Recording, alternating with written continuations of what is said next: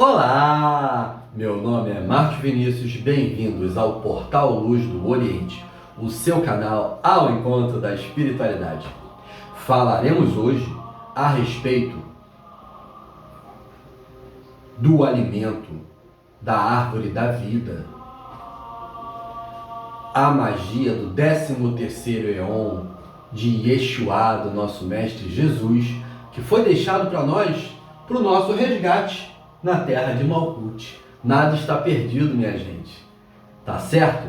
Mas antes disso, eu peço encarecidamente a vocês, dá o seu joinha, aperte o sininho das notificações e se inscreva no canal. Isso é muito importante. Vamos fazer essa luz reverberar, espalhando, compartilhando, passando para os amigos, para que chegue em cada casa, em cada lar, em cada coração, em cada consciência.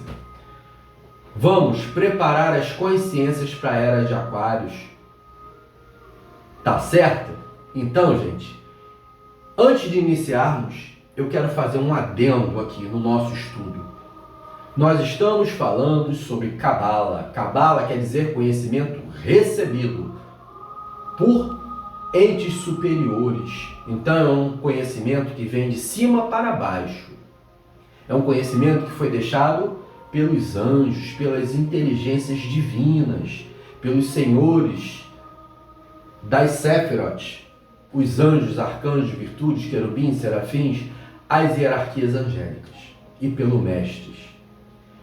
Então, gente, a nossa Cabala que estamos estudando aqui é a Cabala gnóstica cristã.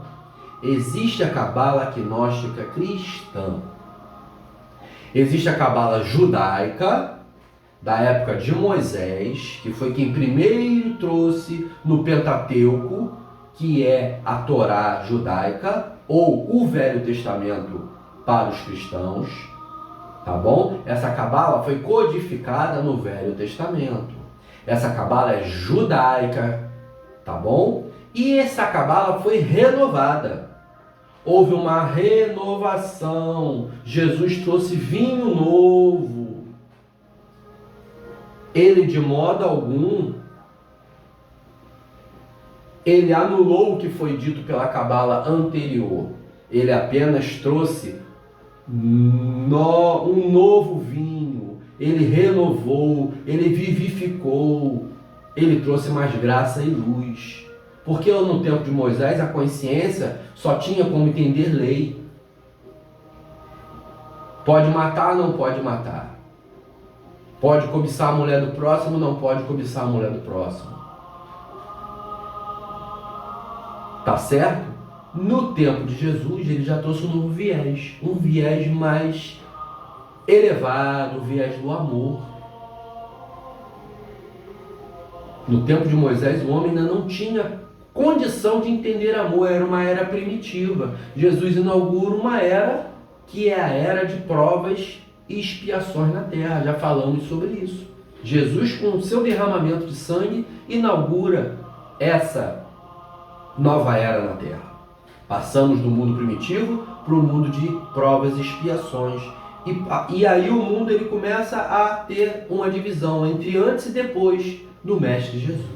Então a Cabala nossa, a nossa Cabala, objeto do nosso estudo, é a Cabala cristã, uma Cabala muito rosacruciana, dos antigos alquimistas rosacruzes, que resguardaram esse conhecimento. É isso que eu estou tentando legar a vocês. Tá bom?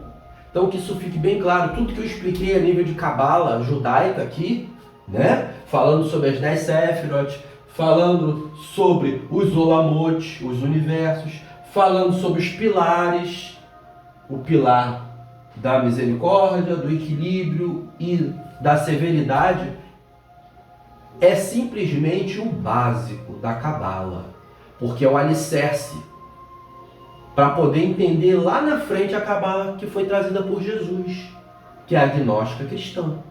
Então nós estamos falando sobre os mistérios de Jesus nessa Cabala, tá bom? Por isso eu trouxe os mudras, por isso eu trouxe todo esse conhecimento que é simbólico, E é esotérico, é dentro. Já expliquei isso a vocês, estou repetindo. Então hoje nós vamos falar um pouco sobre o plano de resgate e a magia do 13º Eon, que é Jesus, que é Yeshua, o verbo que se fez carne. Quando esse sangue ele vem de Keter, faz a cruz de luz em Keter, Binah e Roquemá, e a cruz vem de forma vertical e cai na terra, esse sangue do Cristo, esse sangue luminoso, essa nova gênese que ele traz no seu sangue, lembra que nós temos uma gênese original, lá da Torá e da Bíblia, do Velho Testamento, onde nós éramos luzes, e aí houve o erro da queda e nós decaímos em Malkut. Então, o plano de resgate foi feito. Uma nova genética chamada paligenesia, na Bíblia grega, tá? Na Septuaginta, que é a Bíblia grega, chama de paligenesia, que é nova gênese na tradução. E o sangue de Jesus foi derramado na terra. Ocorre que existe uma alquimia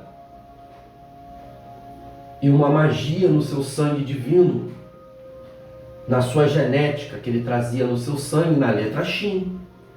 Quando o batismo da terra, que nós já falamos, foi feito, que eu ateei fogo sobre a terra, eu lancei fogo sobre a terra, que é o batismo de fogo no seu sangue, e aguarda até que arda, ele lançou esse fogo na terra, através do seu sangue, para o nosso resgate.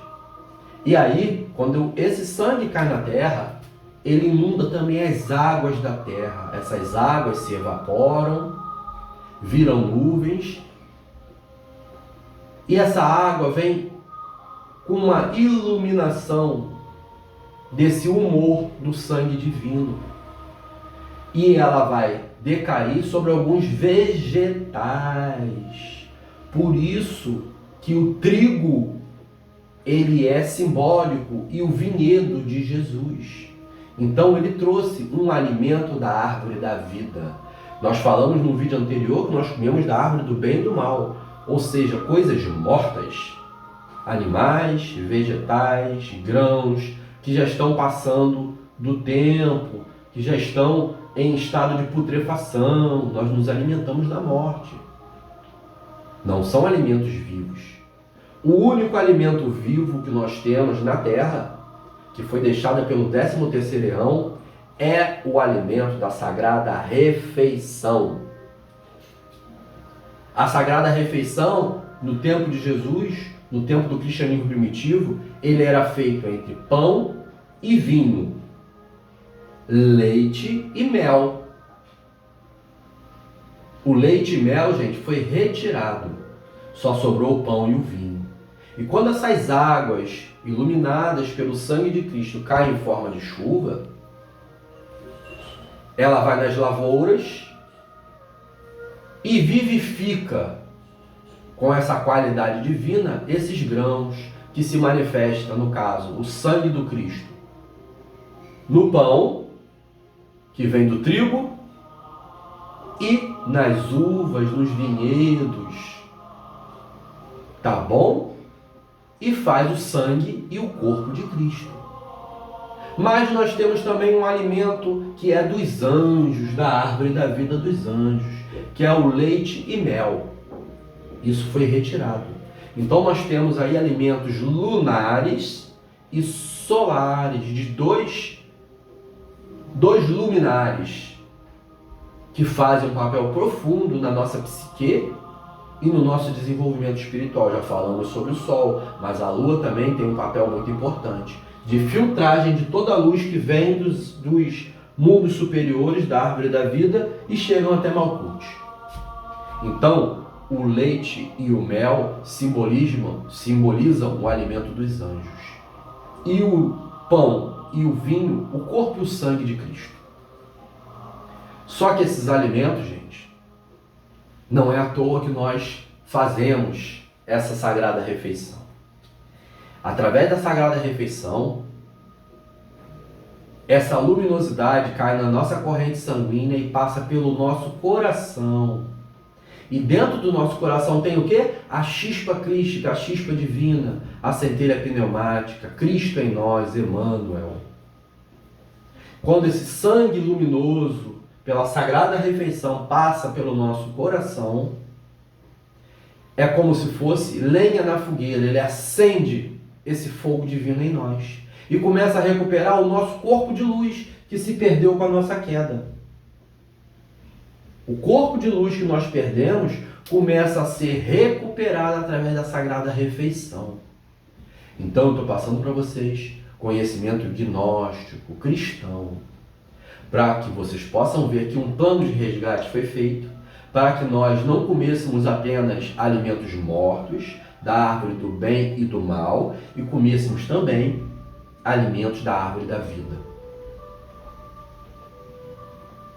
Para que a gente possa recuperar nosso corpo de luz, da nossa Neshama, da nossa alma, e nos elevar aos planos superiores de retorno à casa do Pai. Então, gente, a Sagrada Refeição é isso.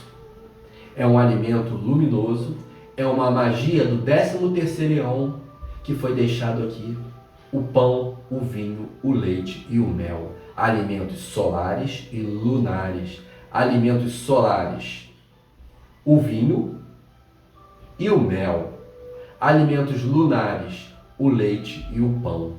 Então, que esse conhecimento se faça presente em vossos corações e que vocês entendam essa alquimia sanguínea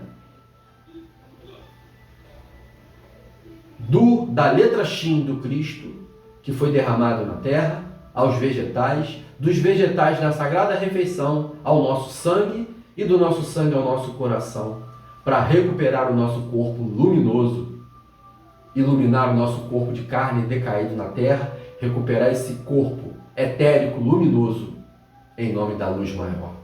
Plano de resgate é esperança, é fé, é luz, é caridade, é conhecimento. A vós confio esse conhecimento. Namastê.